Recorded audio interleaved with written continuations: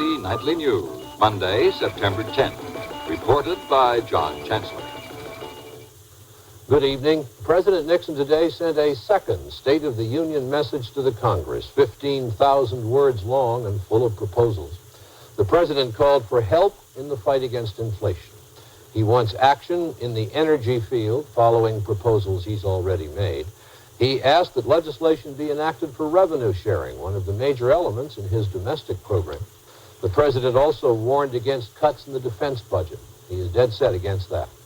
Mr. Nixon's day began with a breakfast attended by Carl Albert, the Speaker of the House, and Thomas O'Neill, leader of the House Democrats. Tom Brokaw reports from the White House.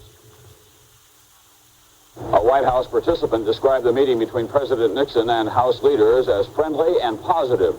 The breakfast orange juice was barely on the table before House Speaker Carl Albert and Majority Leader Thomas O'Neill were telling President Nixon they didn't think that he would get his Department of Energy and Natural Resources bill this session, but they did expect a trade bill to be passed.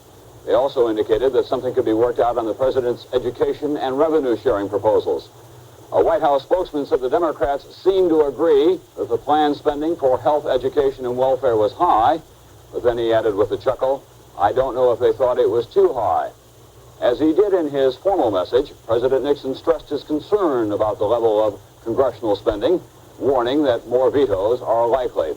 And while he indicated a willingness to compromise, the president said he couldn't give much on three major areas: congressional spending, national defense, the powers of the presidency. He also said he would keep the heat on Congress. That's the president's phrase. But there was no more talk of the president calling Congress back into session if he is not satisfied at the time of adjournment.